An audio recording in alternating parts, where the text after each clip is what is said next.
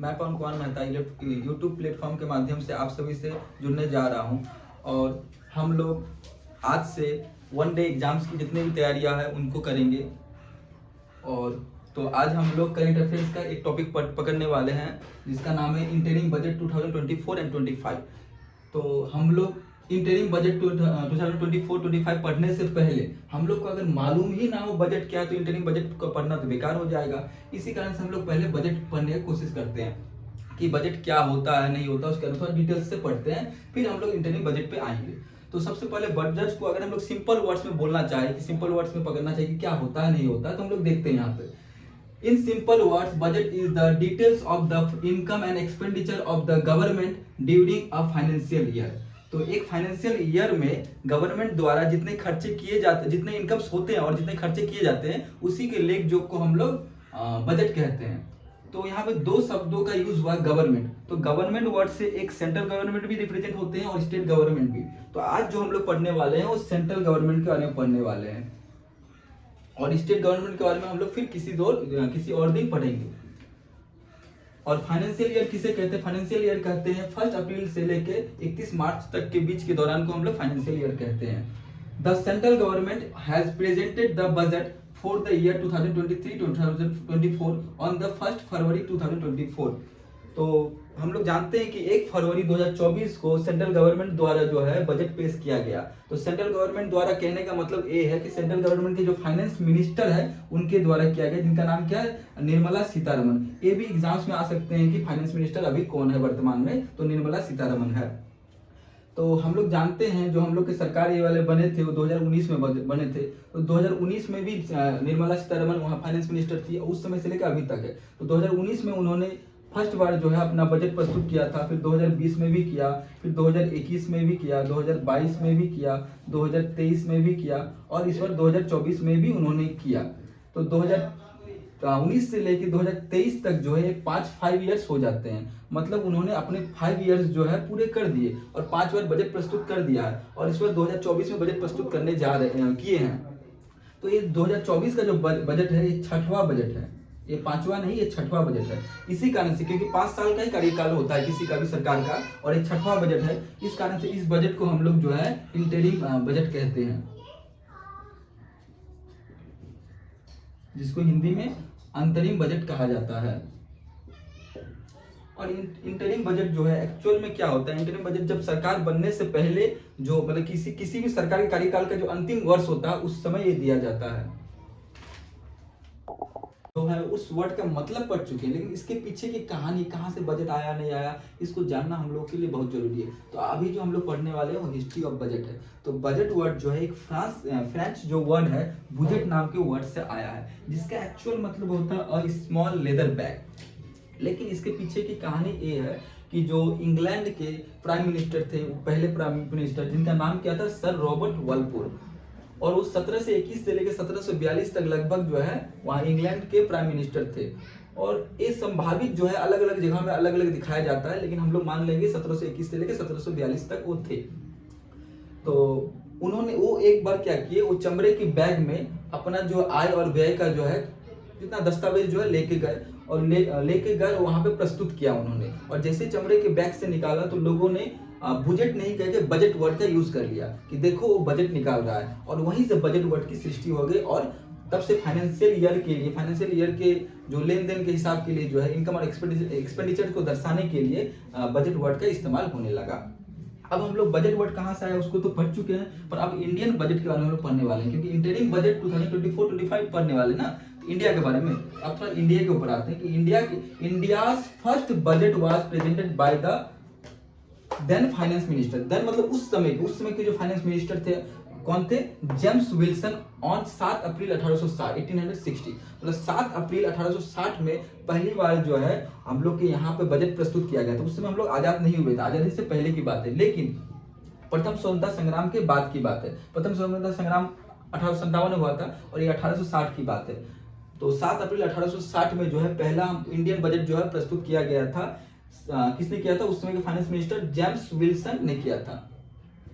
और इसी कारण से उन्हें founder of the budget system in India कहा जाता है। जैसा कि हम लोगों ने देखा कि बजट वर्ड कहाँ से आया नहीं आया, और बजट के इतिहास को देखें तो अब हम लोग इंडियन बजट के मतलब बजट के इंडियन इतिहास को देखते हैं कि बजट इंडिया में किस तरह से आया नहीं आया। India's first budget was presented by the finance minister James Wilson on 7 अप्रैल 1860। मतलब 7 अप्रैल 1860 को जो है पहली बार जो है इंडिया में बजट लाया गया। तो 7 अप्रैल 1860, जिस तरह से हम लोग जानते हैं कि हम लोग उस समय अंग्रेजों के गुलाम थे और 1860 मतलब कि पहली स्वतंत्रता संग्राम के जस्ट 3 सालों बाद तब बजट लाया गया। और that is why James Wilson is considered the founder of the budget system in India. इसी कारण से जेम्स विल्सन को जो है हम लोग founder of budget in India कहा जाता है। सबसे पहले बजट किसने लाया था? सर रॉबर्ट वॉलपोल ने लाया था। कब लाया था? उनके कार्यकाल में। उनका कार्यकाल कब से कब तक था? 1721 से लेकर 1742 तक एक उनका कार्यकाल माना जाता है। इस कार्यकाल के दौरान में उन्होंने क्या किया था? अपना बजट लाया था। The first budget of independent India.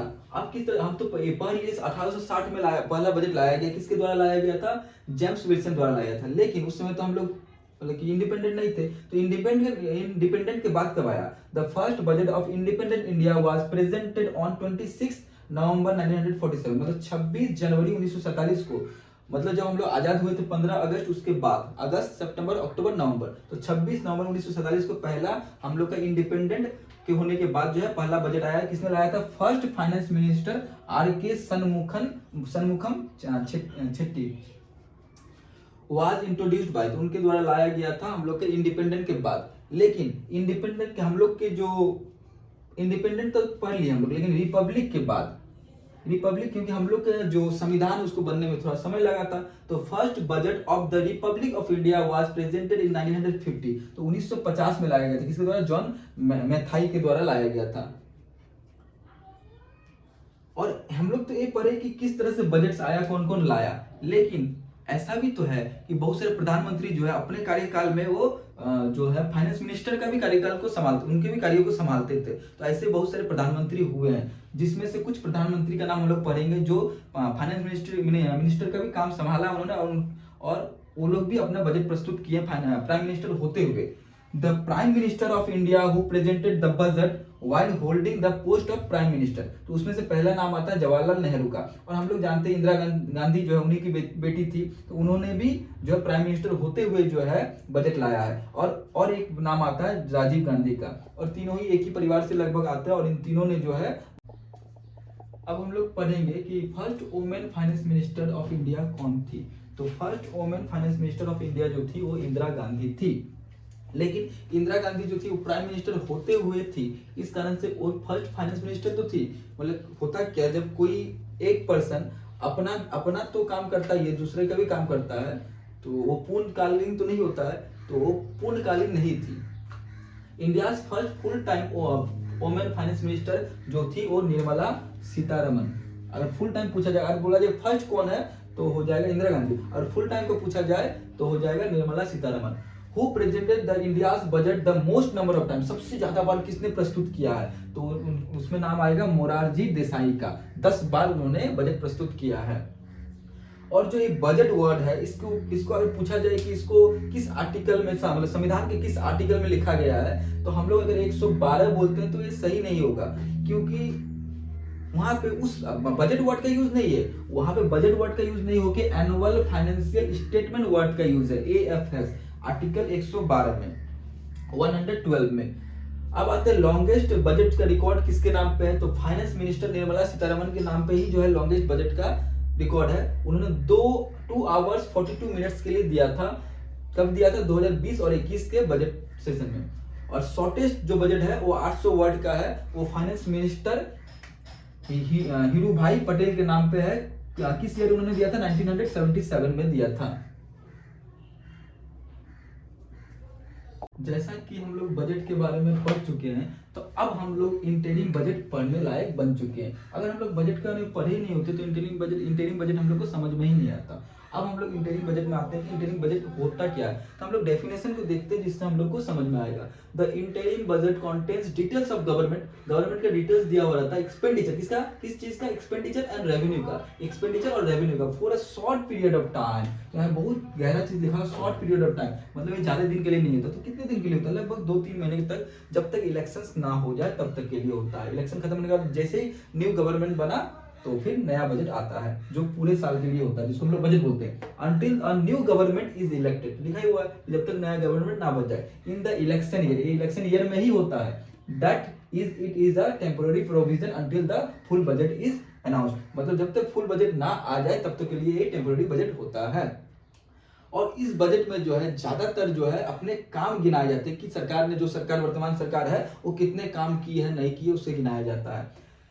इस तरह का अगर क्वेश्चन आ जाता है, interim budget is also known as, किस नाम से जाना जाता है? Mini budget, vote on account, both A and B, none of this. तो क्या होगा, हम लोग जिस तरह से पढ़े मिनी बजट भी है, ठीक है, क्योंकि पूरा पूर्णकालीन तो नहीं, एक फाइनेंशियल ईयर पूरा तो नहीं चलता है। और वोट ऑन अकाउंट भी बोल सकते, क्यों? क्योंकि ए इलेक्शन से पहले ही आता है और इसमें अपने काम को गिनाया जाता है। भरपूर करके लोग जो है हम लोग अपने काम को गिनाते हैं जो भी गवर्नमेंट होती है सरकार में। एक्सप्लेनेशन, अगर इसका एक्सप्लेनेशन थोड़ा देखते हैं हम लोग, the last budget of any government, कोई भी गवर्नमेंट का लास्ट बजट जो होता है, क्योंकि वो फिर से नया गवर्नमेंट आएगा, हो सकता है वही गवर्नमेंट इलेक्ट हो, लेकिन जरूरी नहीं है। इस कारण से लास्ट मतलब कि किसी भी गवर्नमेंट का लास्ट बजट होता है उस ईयर के, मतलब कि 5 ईयर्स के लिए, अपने पीरियड के लिए, is termed as an interim और अ वोट ऑन अकाउंट और मिनी बजट। मतलब इसको इंटरिम बजट भी बुलाया जाता है, वोट ऑन अकाउंट बजट भी बुलाया जाता है और मिनी बजट भी कहा जाता है।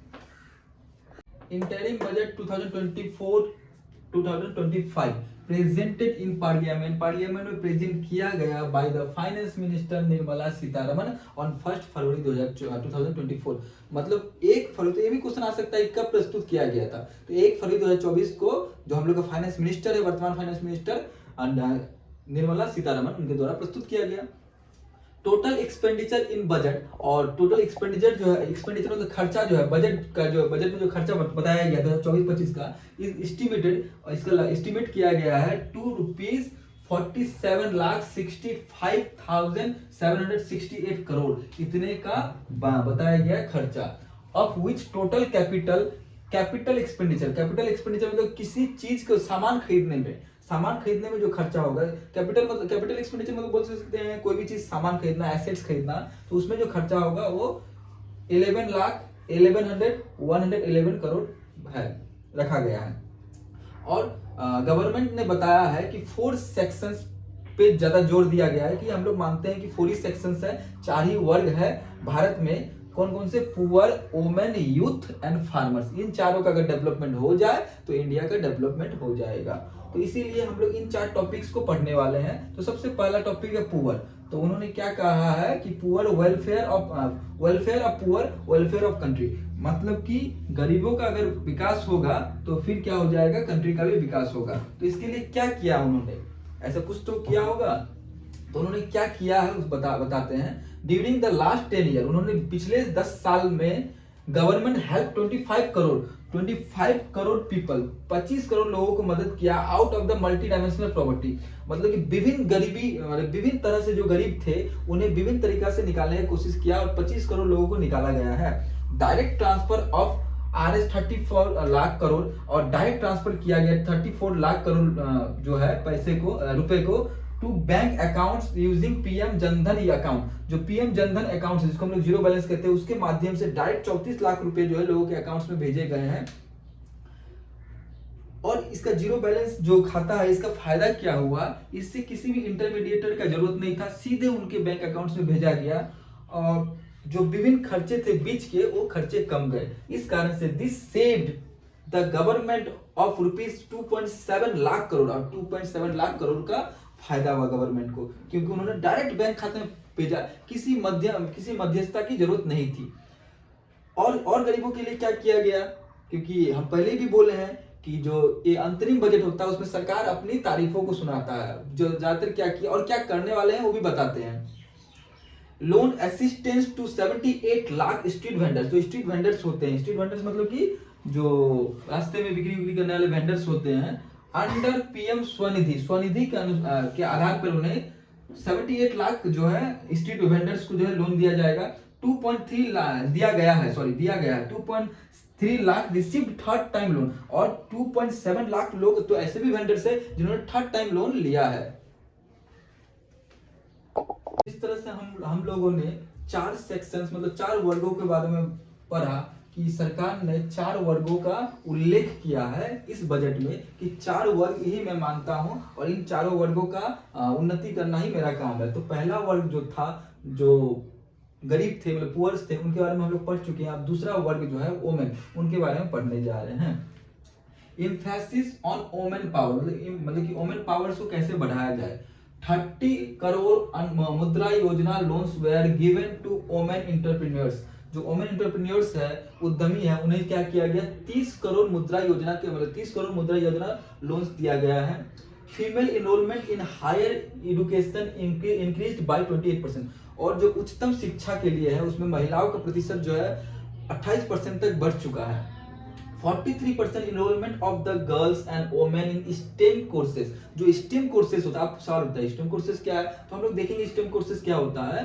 43% इनरोलमेंट हो चुका है, which is the highest in the world. और वर्ल्ड में सबसे ज्यादा स्टेम कोर्सेज में अगर कहीं से इनरोलमेंट हुआ है तो वो भारत आ चुके हैं। स्टेम, अब स्टेम का मतलब जानते हैं, स्टेम का फुल फॉर्म क्या होता है। तो स्टेम का फुल फॉर्म हो गया S for science, T for technology, E for engineering, M for mathematics. तो इन सब चीजों का, ऐसे भी हम लोग को मालूम है कि लड़कियों का इन सब चीजों के प्रति पढ़ने की रुचि कम होती है, पर सरकार ने विभिन्न माध्यमों से उनके अंदर की रुचियों को बढ़ा के 43% इनरोलमेंट कर दिए हैं। Under PM Awas Yojana, PM Awas Yojana के तहत 70% houses were given to rural women. जितना भी ग्रामीण महिलाएं हैं उनमें से लगभग 70% महिलाओं को जो है पीएम आवास योजना के तहत आवास मिल चुका, मतलब घर मिल चुका है।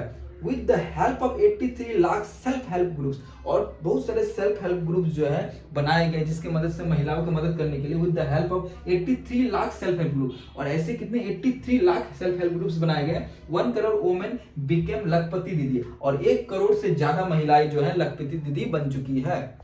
जिस तरह से हम लोगों ने देखा कि सरकार ने 4 वर्गों का उल्लेख किया, जिसमें से पहला वर्ग गरीब था, दूसरा महिलाएं थी, और तीसरा वर्ग जो है यूथ है। तो यूथ एम्पावरमेंट के बारे में अब हम लोग पढ़ने जा रहे हैं। तो 1.4 crore youth receive training under skill India mission. तो स्किल इंडिया मिशन के तहत जो है 1.4 करोड़ जो यूथ है, युवा है, उन्हें ट्रेनिंग दिया गया है। और ITI जितने भी है सभी स्किल इंडिया के अंदर ही आते हैं। टू प्रोमोटिंग यूथ, और यूथ को प्रोमोट करने के लिए 43 करोड़ लोन्स पास किए गए हैं पीएम मुद्रा योजना के तहत। और पहले जो थे लोन्स लगभग 4000 करोड़ के दिए जाते थे, अब जो है मतलब युवाओं के लिए लोन जो है 2024-25 में बढ़ के 6050 करोड़ कर दिया गया है।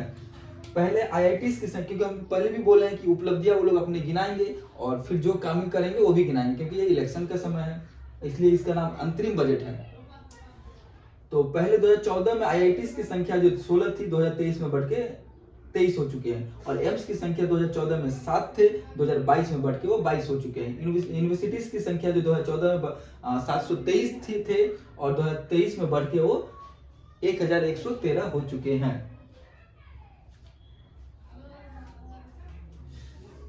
अब हम लोग वर्ग 4 सरकार द्वारा कहे गए चौथे वर्ग के बारे में पढ़ने जा रहे हैं, जो कौन है, फार्मर्स। तो वेलफेयर ऑफ अन्नदाता, मतलब उनका जो है अन्नदाता का जो है विकास के बारे में हम लोग पढ़ने जा रहे हैं, मतलब अन्नदाताओं के कल्याण के बारे में पढ़ने जा रहे हैं।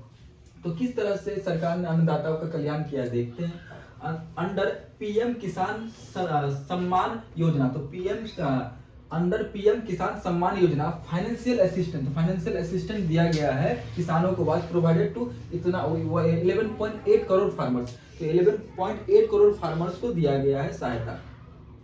अंडर पीएम क्रॉप इंश्योरेंस, और इंश्योरेंस स्कीम, क्रॉप इंश्योरेंस मतलब कि के तहत भी जो है crop insurance was provided to 4 crore farmers. 4 crore farmers को भी क्रॉप इंश्योरेंस दिया गया है।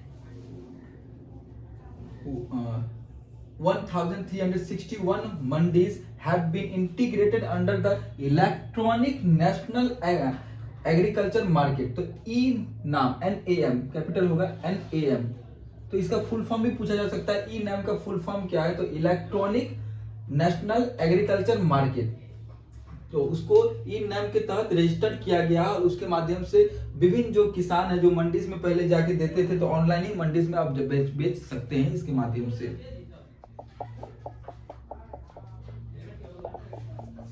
तो हम लोगों ने सरकार की उपलब्धियों को तो पढ़ लिया, अब हम लोग पढ़ने वाले कि सरकार का विजन क्या है, सरकार क्या चाहती है। और तो स्ट्रेटेजी फॉर अमृत काल। तो अब स्ट्रेटेजी क्या है उनके अमृत काल का, तो अमृत काल किसे कहेंगे, तो आने जो 25 साल है, आने वाले 25 साल मतलब कि 75वां स्वतंत्रता दिवस से लेकर हम लोग के 2047 तक के कार्यकाल को कहा जाएगा अमृत काल। तो इस समय सरकार क्या क्या विजन रखती है, क्या क्या करना चाहती है, उसको हम लोग थोड़ा सा एक बार शॉर्ट में देख लेंगे। तो इसी कारण से सरकार ने इसे कहा भी है developed India at the rate 2047। तो सस्टेनेबल डेवलपमेंट पहला बात कहा गया, सस्टेनेबल डेवलपमेंट के बारे में किस तरह सस्टेनेबल डेवलपमेंट किया जा सकता है। इंफ्रास्ट्रक्चर एंड इन्वेस्टमेंट, इंफ्रास्ट्रक्चर को कैसे सुधारा जा सकता है और कितने इन्वेस्टमेंट किए जाएंगे इसके बारे में बताया गया है। Inclusive overall growth for health के बारे में बताया गया। चौथा पॉइंट बताया गया है for inclusive development tourism and housing, tourism और हाउसिंग के बारे में बताया गया है। और टूरिज्म को बढ़ाने के लिए जो है सरकार ने कितने रुपए आने वाले समय में खर्चा करेगी लक्षद्वीप सहित, तो उन्होंने वो भी बताया है। एग्रीकल्चर एंड फूड प्रोसेसिंग, और एग्रीकल्चर में किस तरह से जो है सरकार और बाहरी और जो विदेशी इन्वेस्टमेंट है उसे भी लगाएगी, उसके बारे में कहा गया है। अब हम लोग थोड़ा सा देख लेते हैं किस डिपार्टमेंट को, या फिर बोल सकते हैं एलोकेशन ऑफ स्पेसिफिक मिनिस्ट्रीज, मतलब किस मिनिस्ट्रीज को कितने खर्चा हुआ है। तो बहुत सारे मिनिस्ट्रीज को अलग अलग खर्चे हुए हैं, हम लोग मेनली 3 मिनिस्ट्रीज के बारे में देखेंगे अभी। मिनिस्ट्री ऑफ डिफेंस, जिसमें सबसे ज्यादा खर्चे होते हैं भारत में ही नहीं पूरे विश्व में डिफेंस के ऊपर बहुत ज्यादा खर्चे होते हैं। तो भारत में खर्चे इस बार किया गया है बजट 6.2 लाख करोड़ का बजट बनाया गया है। और ministry of road transport and highways के लिए सेकंड नंबर पे है, जिसमें बनाया गया 2.7 लाख करोड़। और मिनिस्ट्री ऑफ रेलवेज के लिए बनाया गया 2.55 लाख करोड़ रखा गया है बजट। तो आज का वीडियो हम लोग का यहीं खत्म होता है, जितने काम लायक बातें मुझे लगी मैंने बता दिया। अब हम लोग नेक्स्ट वीडियोस में मिलेंगे।